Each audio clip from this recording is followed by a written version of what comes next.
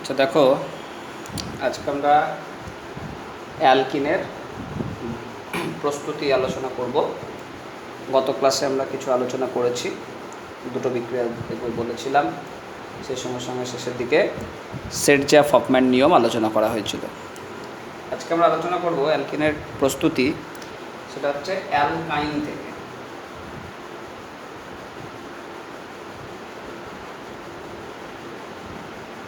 From অ্যালকাইন। অ্যালকাইন যৌগ জানো যে এরকম যৌগগুলোকে আমরা অ্যালকাইন বলি, যেখানে ট্রিপল বন্ড থাকে। তা ট্রিপল বন্ড থাকলে সেখানে তুমি তীব্র বিজারক পদার্থ যেরকম হাইড্রোজেন গ্যাস, নিকেল চূর্ণ বা প্ল্যাটিনাম চূর্ণ বা প্যালাডিয়াম চূর্ণ এগুলো ব্যবহার করতে পারবে না। কেন ব্যবহার করতে পারবে না? কারণ এগুলো তীব্র বিজারক হওয়ায় অ্যালকাইন থেকে অ্যালকিন এবং অ্যালকিন থেকে অ্যালকেন উৎপন্ন করে। তার জন্য আমরা এগুলো ব্যবহার করি না। আমরা পরিবর্তে ব্যবহার করি সোডিয়াম আর তরল অ্যামোনিয়া। সোডিয়াম তরল অ্যামোনিয়া এই পদার্থটা একটা মৃদু বিজারক, এবং এটা মাথায় রাখবে খুব গুরুত্বপূর্ণ এই কারণে যে এগুলো যে অ্যালকিন গঠন করে সেই অ্যালকিনটা কিন্তু এই জাতীয় হয়। এটাকে আমরা বলি ট্রান্স অ্যালকিন। Trans alkene. আর এটার সঙ্গে যদি হাইড্রোজেন আর প্যালাডিয়াম আর CaCO3, যেটাকে বলা হচ্ছে লিনলার অনুঘটক, প্যালাডিয়াম CaCO3 যেটাকে বলা হচ্ছে লিনলার অনুঘটক, এটা দিলেও অ্যালকিন হয়, কিন্তু এই অ্যালকিনটা আবার এই জাতীয় সিস অ্যালকিন। Cis alkyne. তাহলে অ্যালকাইনের সঙ্গে যদি সোডিয়াম লিকুইড অ্যামোনিয়া দিই তাহলে হবে ট্রান্স অ্যালকিন, আর যদি হাইড্রোজেন লিনলার অনুঘটক দেওয়া হয় তাহলে হবে সিস অ্যালকিন। কিন্তু মাথায় রাখবে যদি সিস্টেম সহ সম্ভব না হয় তাহলে নর্মাল অ্যালকিনই হবে। যেমন ধরো তুমি HC ট্রিপল বন্ড CH, এটার ক্ষেত্রে সোডিয়াম আর লিকুইড অ্যামোনিয়া বা হাইড্রোজেন আর লিনলার অনুঘটক যদি যোগ করো তাহলে ইথিলিন তৈরি হবে। ইথিলিনের তো সিস্টার্স কিছু হয় না, তার জন্য CH2 double bond CH2, CH2 double bond CH2, ethylene আমি লিখছি। কিন্তু যদি এখানটায় অ্যালকিল গ্রুপ হিসাবে ধরো CH3 থাকে, CH3 থাকে, তাহলে এখানে কি হবে? এখানেও যুক্ত হবে CH3, এখানেও যুক্ত হবে CH3। তাহলে এটাকে বলবো কি? ট্রান্সবিউট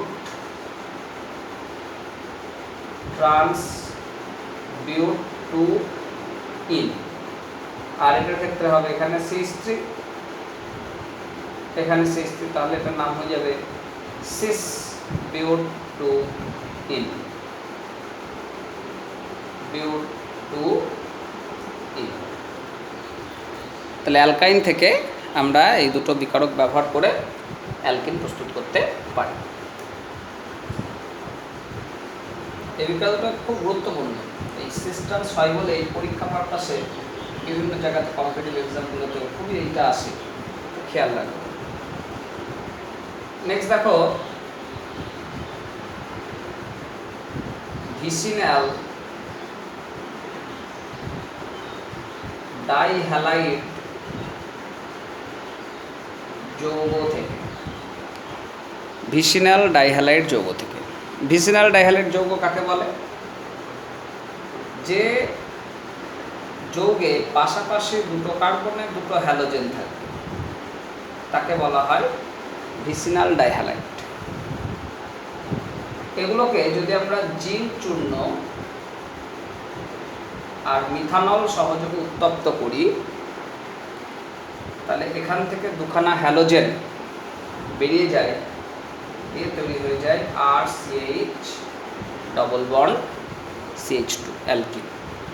যেমন CH3CH Cl CH2Cl, zinc methanol, আর হিট দিলে তৈরি হবে CH3CH ডবল বন্ড CH2। তাহলে পেয়ে গেলাম আমরা প্রপিন। তাহলে এই জাতীয় বিক্রিয়াগুলোই তোমাদের খেয়াল রাখতে হবে। এছাড়া দেখবে আর একটা বিক্রিয়া আমাদের আগেই আলোচনা করেছি, কোলবে তড়িৎ বিশ্লেষণ। তা কোলবে তড়িৎ বিশ্লেষণ পড়ার সময় আমরা কিন্তু অ্যালকিন প্রস্তুতি দেখিয়েছি। তাই জন্য কোলবে ইলেকট্রোলিসিসের সাহায্যে আমরা অ্যালকিন প্রস্তুত করতে পারি। এখানে আমি এটা আলাদা করে লিখছি না, তোমরা কোলবে তড়িৎ বিশ্লেষণটা দেখে নেবে, ওখানে বলা হয়েছে। আচ্ছা, একটু বলে দিই বলা হয়েছে কিরকম মনে করছে না। কোলবে তড়িৎ বিশ্লেষণ, কোলবে তড়িৎ বিশ্লেষণ। তা দেখো, আমরা যদি এরকম নিই CH2COO আর CH2COO, আমরা যখন অ্যালকেন প্রস্তুত করেছিলাম তখন দেখেছি যে RCOO প্লাস RCOO দিয়ে আর বন্ড আর হয়েছিল। তাহলে এখানে এই COO এটা এই কার্বনের সঙ্গে আছে, COO এটা এই কার্বনের সঙ্গে আছে। তার জন্য এটাকে যদি আমরা প্ল্যাটিনাম তড়িৎদ্বার ব্যবহার করে তড়িৎ বিশ্লেষণ করি, তাহলে এই কার্বন দুটোর মাঝখানে একটা বন্ড তো ছিলই, আর একটা নতুন করে বন্ড তৈরি হবে। তাহলে তৈরি হবে কি? ইথিলিন। তাহলে আমরা পেয়ে যাব ইথিলিন। দেখো, এরকম যদি আমরা যৌগ নিই CH3CH COOK CH3COOK, এখানে CH3, তাহলে তৈরি হবে CH3CH ডবল বন্ড CH3। তাহলে COOK যে দুটো কার্বনের সঙ্গে আছে সেই কার্বন দুটোর মধ্যে এখানে একটা বন্ডিং ফর্মেশন হয়ে যাচ্ছে, দিয়ে ডবল বন্ড পাচ্ছে। তাহলে এভাবে আমরা কিন্তু কোলবে ইলেকট্রোলিসিসের দ্বারা আমরা অ্যালকিন যৌগ গঠন করতে পারব।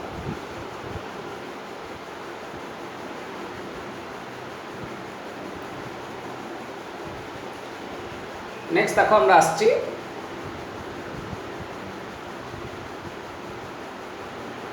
অ্যালকিনের রাসায়নিক ধর্ম, কেমিক্যাল প্রপার্টিজ অফ অ্যালকিন, অ্যালকিনের রাসায়নিক ধর্ম। তার মধ্যে প্রথমে যেটা আলোচনা করব সেটা হচ্ছে হাইড্রোজেন সংযোজন। এই বিক্রিয়া আমরা আগেই পড়েছি। কোথায় পড়েছি না, তো অ্যালকেন প্রস্তুতির ক্ষেত্রে। অ্যালকেন প্রস্তুতির ক্ষেত্রে দেখবে এরকম বিক্রিয়া পড়েছি যে অ্যালকিন, তার সঙ্গে যদি আমি হাইড্রোজেনের বিক্রিয়া করি, প্লাটিনাম বা প্যালাডিয়াম বা নিকেল চূর্ণ সহযোগে উত্তপ্ত করতে হয়, তাহলে এই অ্যালকিন যৌগে হাইড্রোজেন পরমাণু যুক্ত হয়, দিয়ে গঠন হয় কি? অ্যালকেন যৌগ।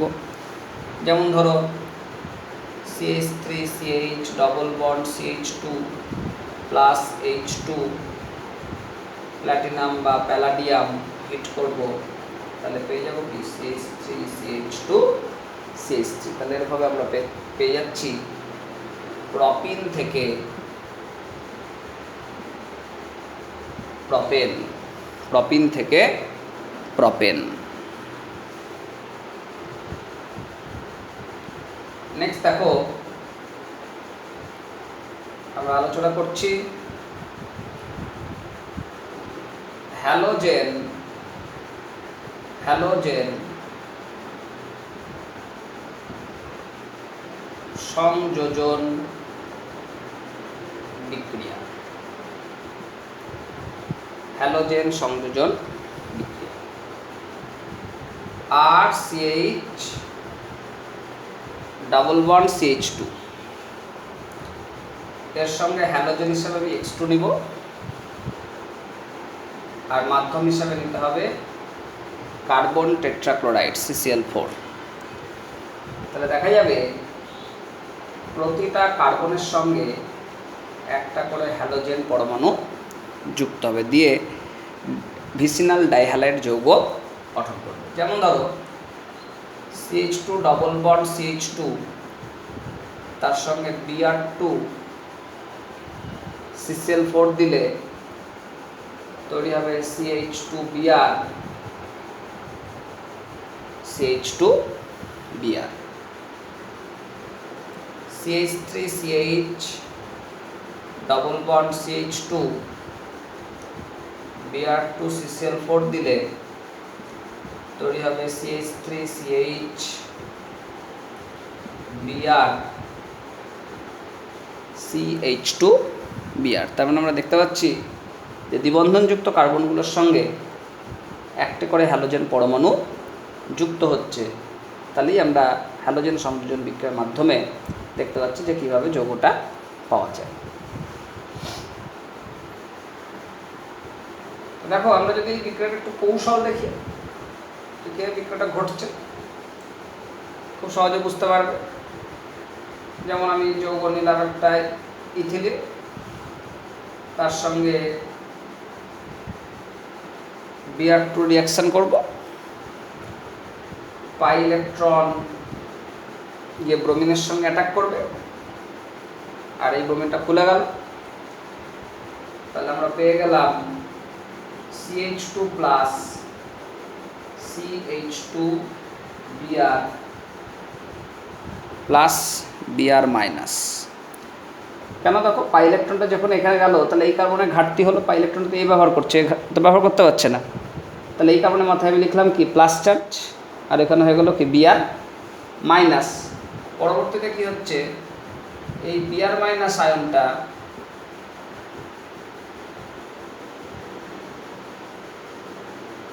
এখানে গিয়ে অ্যাটাক করছে, তাহলে তৈরি হচ্ছে Br CH2Br। তাহলে আমরা দেখতে পাচ্ছি যে অ্যালকিনের সঙ্গে যে দুটো কার্বন আছে সেই কার্বন পরমাণুতে একটা একটা করে হ্যালোজেন পরমাণু যুক্ত হচ্ছে, দিয়ে আমরা ডাইহ্যালাইড যৌগ গঠন দেখতে পাচ্ছি।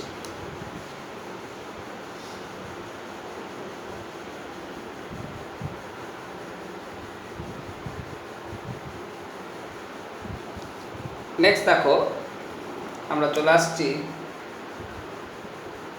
HX এর সঙ্গে বিক্রিয়া। যদি আমরা CH2 ডবল বন্ড CH2 নিই, তার সঙ্গে যদি HX হাইড্রোজেন হ্যালোজেন HCl/Br এরকম যদি যৌগ নেওয়া হয়, তা দেখা যাবে যে একটা কার্বনের সঙ্গে হাইড্রোজেন, একটা কার্বনের সঙ্গে হ্যালোজেন এসে যুক্ত হবে। তাহলে প্রোডাক্টটা কী পাবো? CH2H CH2X CH2H CH2X। তাহলে আমরা উদাহরণ হিসাবে এরকম যদি নিই, অ্যালকিনটা CH3 CH double bond CH2 তার সঙ্গে যদি HX নিই, এবার কিন্তু একটু রেস্ট্রিক্টেড আছে। তোমাদের দেখবে মার্কোনিকফ নীতি একদিন আলোচনা করেছিলাম, সেটাই এখানেও প্রযোজ্য। মার্কোনিকফ নীতি যে এই দ্বিবন্ধনযুক্ত কার্বনগুলোর মধ্যে দেখো একটা কার্বনে হাইড্রোজেন কম আছে, একটা কার্বনে হাইড্রোজেন বেশি আছে, আর HX এর দুটো অংশ, একটা হচ্ছে পজিটিভ পার্ট, একটা হচ্ছে নেগেটিভ পার্ট। হাইড্রোজেনটা হচ্ছে ডেল্টা পজিটিভ আর এক্সটা হচ্ছে ডেল্টা নেগেটিভ। তার মানে দেখবো এই যেটা হ্যালোজেন পার্ট আছে অর্থাৎ ঋণাত্মক অংশ, সেটা সেই কার্বনে যুক্ত হবে যেখানে হাইড্রোজেন পরমাণুর সংখ্যা কম আছে। তাহলে উৎপন্ন যৌগটা কী হবে?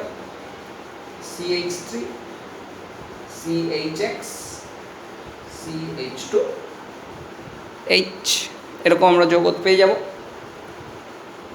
তাহলে তুমি এটার সঙ্গে HX হিসাবে যদি HBr নাও, তাহলে উৎপন্ন যৌগ কী হবে? CH3 CHBr CH3। তুমি যদি HCl নাও, তাহলে এখানে আসবে Cl, এখানে যাবে H। তাহলে আমরা কি দেখতে পাচ্ছি যে অপ্রতিসম অ্যালকিন তার সঙ্গে যদি অপ্রতিসম বিকারকের বিক্রিয়া হয়, এটা অপ্রতিসম বিকারক, কারণ একটা প্লাস একটা মাইনাস দুটো অংশ সমান নয়। তখন দেখা যাবে যে অপ্রতিসম বিকারকের যেটা ঋণাত্মক অংশ, সেই অংশটা অপ্রতিসম অ্যালকিনের সেই কার্বন পরমাণুর সঙ্গে গিয়ে যুক্ত হচ্ছে যে কার্বন পরমাণুতে হাইড্রোজেন পরমাণুর সংখ্যা কম সংখ্যক উপস্থিত আছে। তাহলে সেই কার্বন পরমাণুর সঙ্গে গিয়ে তড়িৎ ঋণাত্মক অংশটা যুক্ত হচ্ছে যার সঙ্গে হাইড্রোজেন পরমাণুটা কম সংখ্যক যুক্ত আছে। এটাকে আমরা বলছি মার্কোনিকফ নীতি। তা দেখো, এর একটা কৌশল আছে, কৌশলটা একটু বুঝিয়ে দিই।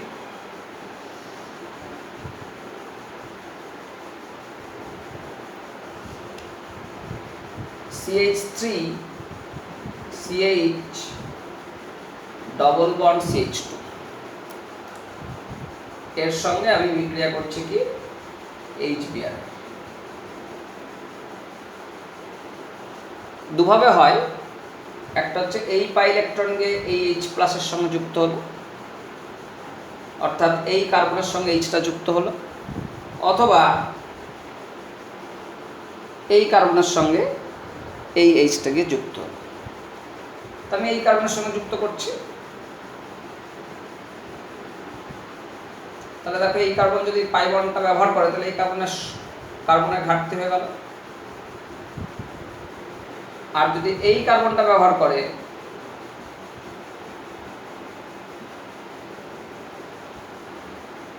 এরকম হলো, আর এটা যথারীতি তৈরি করবে কি একটা Br মাইনাস আয়ন। এবার তোমাকে দেখতে হবে এখানে যে কার্বোক্যাটায়ন গঠন হচ্ছে ইন্টারমিডিয়েট হিসাবে, এই মার্কোনিকফ নীতির ক্ষেত্রে সবসময় মাথায় রাখবে ইন্টারমিডিয়েট হিসাবে একটা কার্বোক্যাটায়ন গঠন হয়। এই কার্বোক্যাটায়ন গঠনের মধ্যে দেখো, এই কার্বোক্যাটায়নের স্থায়িত্ব কিন্তু কম। কেন?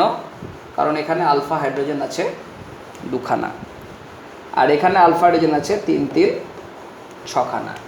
তাহলে এটা হচ্ছে একটা অস্থায়ী ইন্টারমিডিয়েট, আর এটা হচ্ছে একটা স্থায়ী ইন্টারমিডিয়েট, স্টেবল ইন্টারমিডিয়েট। এটা হচ্ছে আনস্টেবল ইন্টারমিডিয়েট। তাহলে যেটা স্টেবল ইন্টারমিডিয়েট সেটাই রিয়াকশান করবে, অর্থাৎ এই Br মাইনাসটা এসে এই কার্বনের সঙ্গে যুক্ত হয়ে যাবে। তাহলে আমরা এইখান থেকে যে প্রোডাক্টটা পাচ্ছি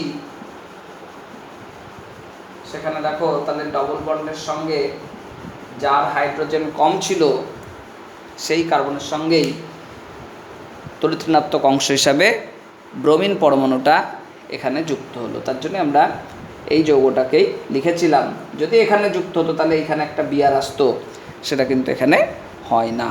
তার জন্য মাথায় রাখবে, মার্কোনিকফ নীতি অনুসারে সবসময় যে কার্বনের সঙ্গে হাইড্রোজেন কম থাকে সেই কার্বনেই আমরা দেখি যে তড়িৎ ঋণাত্মক অংশটা যুক্ত হবে।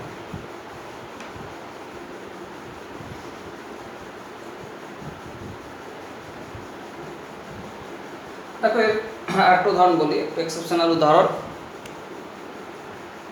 যেমন CF3CH ডবল বন্ড CH2,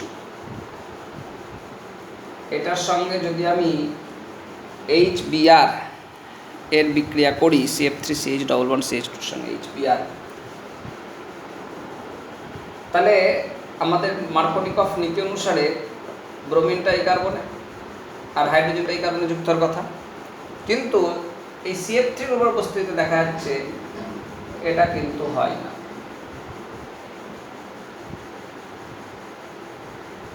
হ্যালোজেনটাকে যুক্ত হচ্ছে সেই কার্বনের সঙ্গে যেখানে বেশি সংখ্যক হাইড্রোজেন পরমাণু যুক্ত অবস্থায় আছে।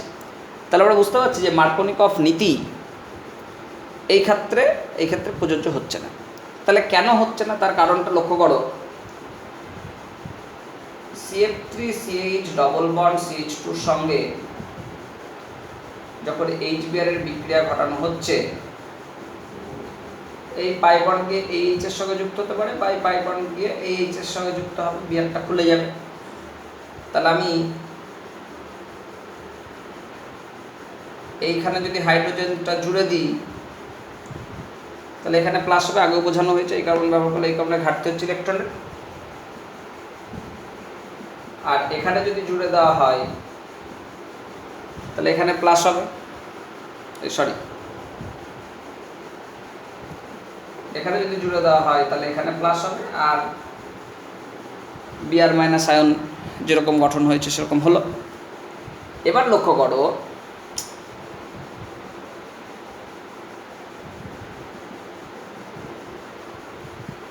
করো তাহলে একবার আমি এই কার্বনের সঙ্গে হাইড্রোজেন জুড়লাম, একবার এই কার্বনের সঙ্গে হাইড্রোজেন জুড়লাম, তাহলে এই কার্বনে প্লাস, এই কার্বনে প্লাস। আগে আবার কি ছিল দেখবে, এখানে CF3 পরিবর্তে CH3 ছিল। CH3 গ্রুপ হচ্ছে ইলেকট্রন ডোনেটিং গ্রুপ, ইন্ডাকটিভ এফেক্টের দ্বারা ইলেকট্রন দান করে। কিন্তু CF3 কি? CF3 হচ্ছে একটা ইলেকট্রন উইথড্রয়িং গ্রুপ, ইলেকট্রন টেনে নেয়। তাহলে যারা ইলেকট্রন টেনে নেয় তাদের ক্ষেত্রে দেখা যায় যে প্লাস চার্জটা যত দূরে থাকবে সেটাই বেশি স্থায়ী হবে, কারণ দূরে থাকলে ইন্ডাকটিভ এফেক্টটা এখানে কম কাজ করবে, কিন্তু যখন আমার কাছে আছে তাহলে ইন্ডাকটিভ এফেক্টটা এখানে বেশি কাজ করবে, অর্থাৎ এই ইলেকট্রন টানছে তো আরও প্লাস চার্জ ডেনসিটি বেড়ে যাবে, আর এর ক্ষেত্রে প্লাস চার্জ ডেনসিটি অতটা বাড়বে না। তার জন্য আমরা লক্ষ্য রাখবো যে এই কার্বোক্যাটায়নের তুলনায় এখন এই কার্বোক্যাটায়নটা অধিক স্থায়ী, আর এটা হচ্ছে কম স্থায়ী। তাহলে যেহেতু অধিক স্থায়ী তাহলে Br মাইনাস আমি এখানে একটা লিখলাম, তাহলে Br মাইনাস সহজেই কী করবে, এটার সঙ্গে যুক্ত হবে, এটার সঙ্গে আর যুক্ত হতে চাইবে না, যেহেতু তৈরি হবে না। তাহলে আমাদের এখান থেকে যে প্রোডাক্টটা হবে CF3 CH2 CH2 Br, CH3 CH2 CH2 Br, এরকম একটা যৌগ আমরা পেয়ে যাব প্রোডাক্ট হিসাবে। তাহলে এগুলো তোদের একটু খেয়াল রাখতে হবে যে মার্কনিকভ নীতিতে ইন্টারমিডিয়েট হিসাবে যেহেতু একটা কার্বোক্যাটায়ন গঠন হচ্ছে, তার জন্য কার্বোক্যাটায়নের স্থায়িত্বের উপর নির্ভর করছে যে কোন ক্ষেত্রে কোন হ্যালোজেনটা কোন পরমাণুর সঙ্গে যুক্ত হবে। নেক্সট দেখো, এরই একটা বিষয় আছে, সেটাকে বলা হয় পার অক্সাইড প্রভাব।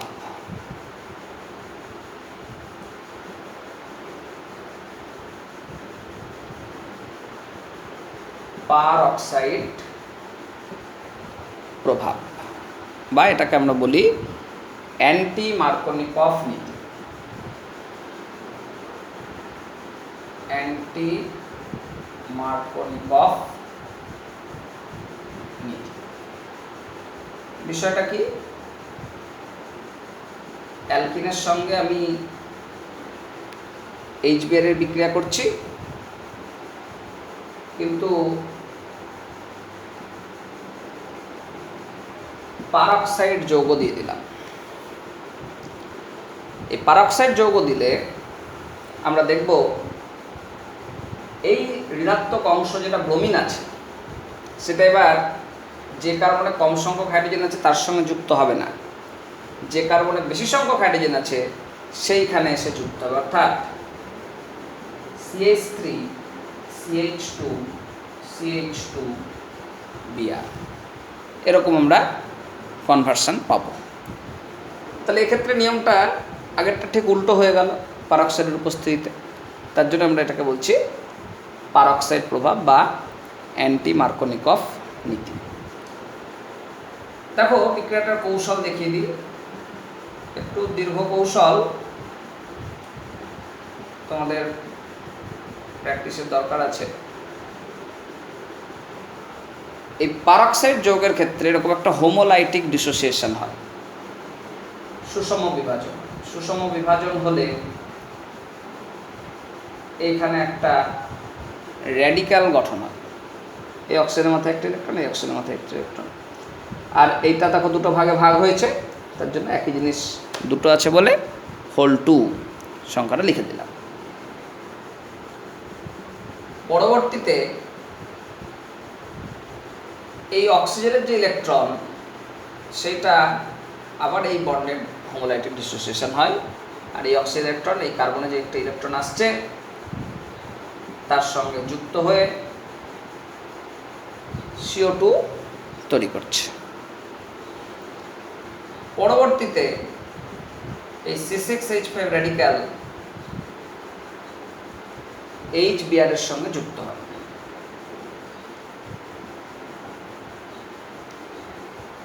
তাহলে তৈরি হবে কি C6H6 প্লাস Br রেডিক্যাল।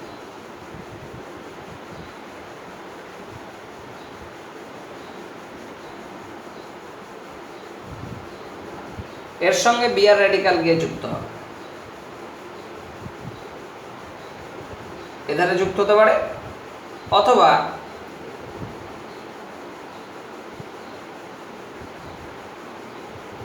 এরকম ভাবে হতে পারে। অর্থাৎ যদি এই কার্বনের সঙ্গে যুক্ত হয় তাহলে এই কার্বনে একটা ইলেকট্রন চলে আসবে, অথবা এই কার্বনে সে যদি ব্রোমিন যুক্ত হয় তাহলে ইলেকট্রনটা এই কার্বনের দিকে সরে যাবে। তার জন্য এখানে আমরা দুখানা ইন্টারমিডিয়েট পাবো।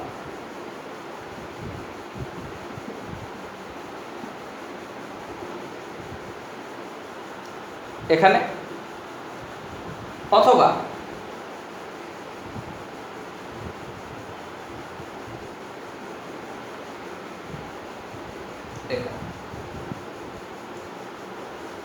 তাহলে দুখানা ইন্টারমিডিয়েট হয় এখানে অথবা এখানে তৈরি হচ্ছে রেডিক্যাল ইন্টারমিডিয়েট। তো দেখতেই পাচ্ছ, তোমরা বুঝেছো যে রেডিক্যালের স্টেবিলিটি এটাও কিন্তু হাইপার কনজুগেশনের দ্বারা ব্যাখ্যা করা যায়। অর্থাৎ যার ক্ষেত্রে আলফা ডিজেন বেশি হয় তারই স্থায়িত্ব বেশি হয়। তার জন্য এখানে দেখো নাম্বার অফ আলফা ডিজেন বেশি হওয়ার জন্য এটা বেশি স্থায়ী আর এটা কম স্থায়ী। তাহলে এটা যেহেতু বেশি স্থায়ী আর এটা যেহেতু কম স্থায়ী, তার জন্য দেখবো এইটা থেকেই আমাদের এই প্রোডাক্টটা ফরমেশন হচ্ছে। তাহলে এখানে বিক্রিয়াটা এরকম 4টে ধাপে হচ্ছে, first step, second step, third step এবং ফোর্থ স্টেপ। এখান থেকে একটা প্রশ্ন আসে, খুব ভালো প্রশ্ন, লক্ষ্য রাখবে যে এই পারক্সাইড প্রভাবটা আমরা শুধুমাত্র HBr এর ক্ষেত্রেই লক্ষ্য করি। তুমি যদি HCl, HF, HI নাও, তাদের ক্ষেত্রে কিন্তু আমরা পারক্সাইড প্রভাব দেখতে পাই না। তাহলে এরকম একটা প্রশ্ন দেখবে তোমাদের ছায়ার বইয়ে দেওয়া আছে যে HBr এর ক্ষেত্রে দেখা যায় কিন্তু এগুলোর ক্ষেত্রে দেখা যায় না কেন? মাথায় রাখবে এই বিক্রিয়াটা যেহেতু 4টে ধাপে ঘটছে, এই তৃতীয় এবং চতুর্থ এই দুটো ধাপকে অবশ্যই হতে হবে এক্সোথার্মিক, তাপমোচী। কি বললাম? তৃতীয় এবং চতুর্থ এই ধাপ দুটো হতে হবে তাপদায়ী।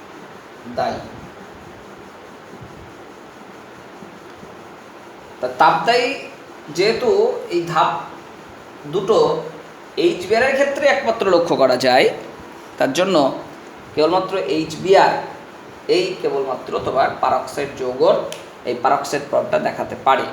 তাহলে আমরা প্রপিনের সঙ্গে HCl আর পারক্সাইড দিলে কিন্তু কোনো রিয়াকশান হবে না, প্রপিনের সঙ্গে HI দিলে কোনো রিয়াকশান হবে না যদি পারক্সাইড উপস্থিত থাকে।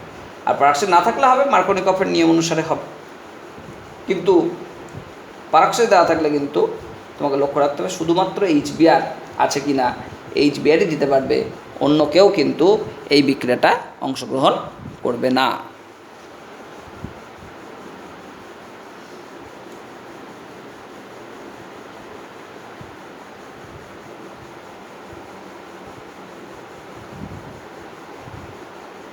আবার দেখো এই যে বিক্রিয়াগুলো বললাম, এই বিক্রিয়াগুলো ব্যবহার করে আমাদের কিছু প্রস্তুতি রূপান্তর করা যায়। যেমন তোমাকে যদি বলে প্রপিন থেকে প্রোপানল পরিবর্তন করো, তাহলে প্রপিন নিলে এর সঙ্গে HBr আর পারক্সাইড যৌগ দিয়ে দিবে, তাহলে তৈরি হবে কি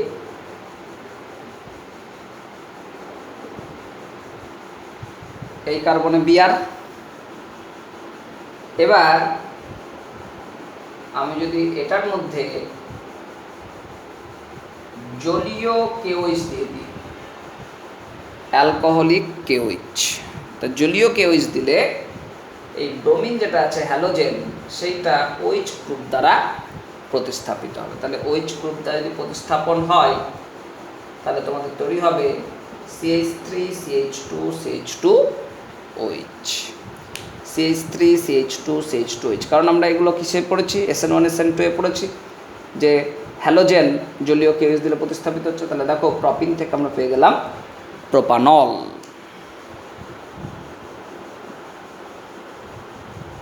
আবার যদি তোমাকে বলে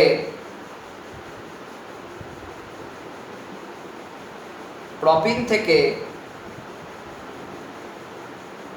2-প্রোপানল করতে হবে, প্রপিন থেকে 2-প্রোপানল, তাহলে প্রপিন এর সঙ্গে H-Br এর বিক্রিয়া ঘটাবে, পারক্সাইড দেবে না, তাহলে পাবে কি CH3 CH-Br CH3। এবার এটার মধ্যে যদি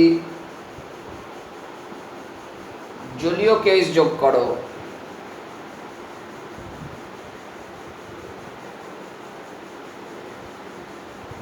তাহলে তৈরি হয়ে গেল CH3CHOH CH3।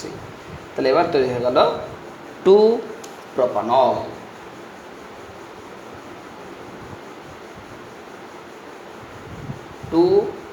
তাহলে প্রপিন থেকে প্রোপানল বা প্রপিন থেকে 2-প্রোপানল এই জাতীয় কনভার্সান তোমাদের কিন্তু পরীক্ষায় খুব আসতে পারে, একটু খেয়াল রাখবে।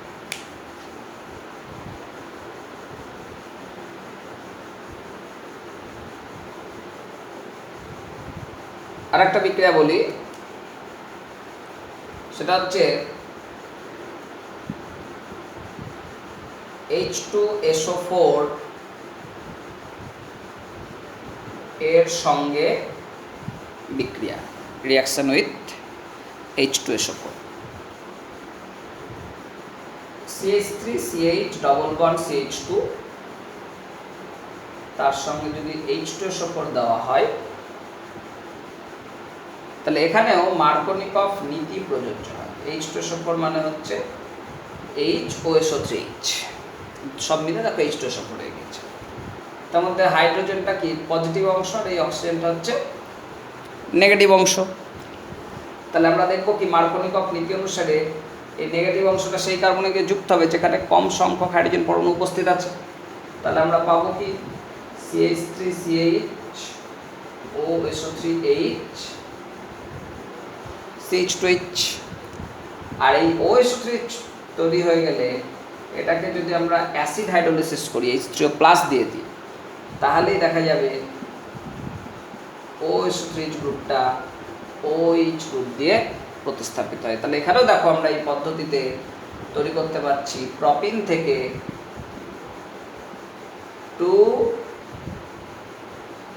2-প্রোপানল, প্রপিন থেকে 2-প্রোপানল। বুঝতে পারলাম? তাহলে এই বিক্রিয়াগুলো একটু দেখবে। আমরা নেক্সট আর একটা ভিডিও নেব, কারণ ক্লাসে আমাদের যতদূর আলোচনা হয়েছে সেটা সম্পূর্ণটা এখানে কিন্তু করলাম না, কারণ অনেকটা বড় হয়ে যাবে, তোমাদের দেখতে অসুবিধা হবে। তো জন্য আর একটা ভিডিও দেব, তাতে আমাদের আরও 3-4টে রিয়াকশান আলোচনা করা হয়েছিল ক্লাসে, সেগুলো পড়াবো।